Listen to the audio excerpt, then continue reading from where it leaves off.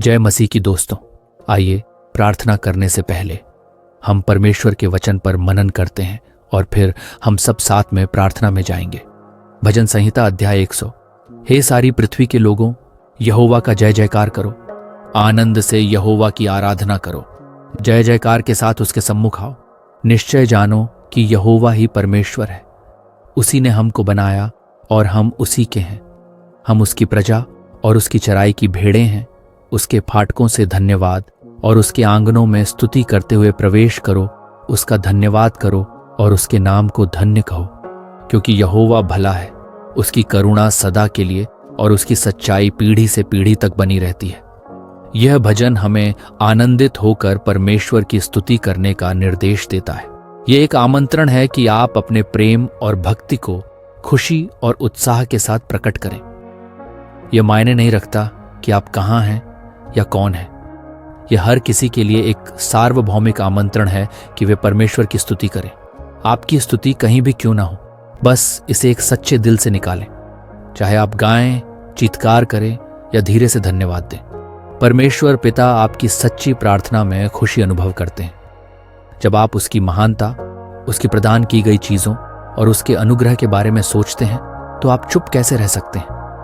अपने दिल को खुशी से भरने दें और उस खुशी को परमेश्वर की स्तुति में डाल दें जो आपसे अनंत प्रेम करता है।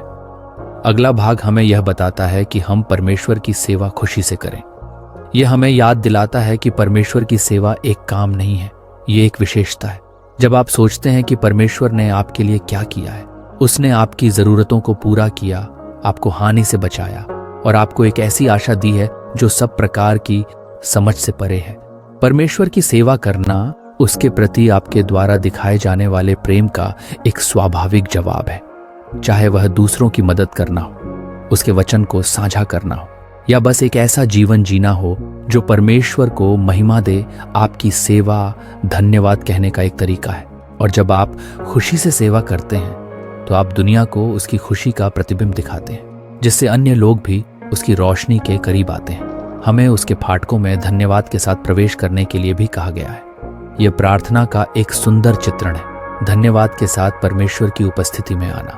कल्पना करें कि आप एक शानदार महल के फाटकों से गुजर रहे हैं, अपने साथ न तो शिकायतें लेकर और ना ही चिंताएं लेकर, बल्कि धन्यवाद और स्तुति लेकर जा रहे हैं। जब आप परमेश्वर का धन्यवाद करते हैं तो आप उसकी अच्छाई को स्वीकार करते हैं और पहचानते हैं कि आपके जीवन में हर प्रकार की आशीषें उसी से आती हैं।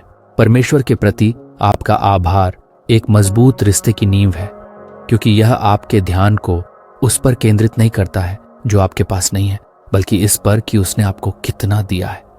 चाहे आप जो भी अनुभव कर रहे हो, हमेशा कुछ ना कुछ ऐसा होता है जिसके लिए आप धन्यवाद कर सकते हैं। आइए अब साथ में मिलकर प्रार्थना करते हैं। प्यारे यीशु, मुझे बहुत कुछ कहना है, लेकिन जब मैं आपकी उपस्थिति में होता हूं तो शब्द छोटे महसूस होते हैं। मेरे उद्धारक और मेरे सदा साथी होने के लिए धन्यवाद। आपकी अंतहीन करुणा और दयालुता हर सुबह मुझे एक नरम आलिंगन की तरह मिलती है, जो मुझे याद दिलाती है कि आप मुझे कितना गहरा प्यार करते हैं। मैं आपके इस अथाह प्रेम का बिल्कुल भी हकदार नहीं हूं, फिर भी आप इसे इतनी बहुतायत से मुझ पर बहाते हैं। हर सांस जो मैं लेता हूं वह आपके द्वारा दिया गया उपहार है और इसके लिए मैं बहुत आभारी हूं। मुझे कभी न छोड़ने और हमेशा मेरे साथ रहने के लिए धन्यवाद। भले ही मैं ठोकर खा जाऊं या अपना रास्ता खो दूं, आपकी विश्वास योग्यता माप से परे है और मेरा दिल हमेशा उस आशा, आनंद और शांति के लिए आपका आभारी है जो आप इतनी भरपूरी से मुझे देते हैं। आपकी सुरक्षा के लिए धन्यवाद। मुझे पता है कि चारों ओर खतरे हैं, कुछ को मैं देख सकता हूं और कुछ को नहीं, फिर भी आप मुझे और मेरे प्रियजनों को अपने शक्तिशाली और दयालु हाथों से ढकते हैं।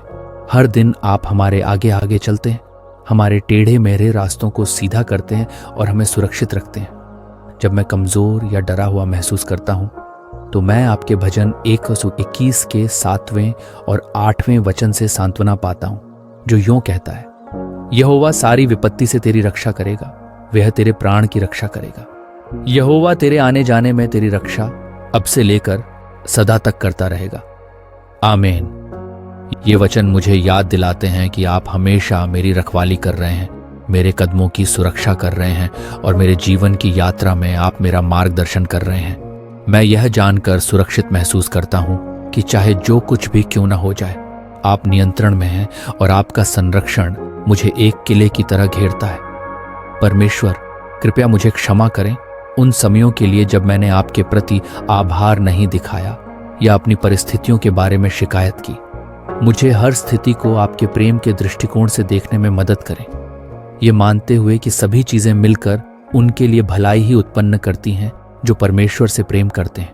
आपकी योजनाएं हमेशा उत्तम होती हैं, भले ही वे मेरी अपनी योजनाओं से मेल न खाती हों। प्रभु, मुझे और अधिक विश्वास करना सिखाइए, विशेष रूप से कठिनाइयों में। मुझे यह सिखाइए कि मैं केवल उन चीजों के लिए प्रशंसा न करूं जो आपने पहले ही मेरे लिए कर दी हैं, बल्कि उन आशीषों के लिए भी जिन्हें आप मेरे लिए तैयार कर रहे हैं। प्रभु जी, मेरे दिल को हमेशा के लिए धन्यवाद से भर दें। कभी भी आपकी अच्छाई को मुझे हल्के में न लेने दें। आपके प्रति मेरी पूरी श्रद्धा हो। मेरा प्रथम प्यार आपके लिए ही हो। मैं आपको धन्यवाद देता हूं कि आप हमेशा मेरी प्रार्थनाओं को सुनकर उनका उत्तर देते हैं और आप मेरे हमेशा ही विश्वास योग्य और प्रेमी पिता रहे हैं।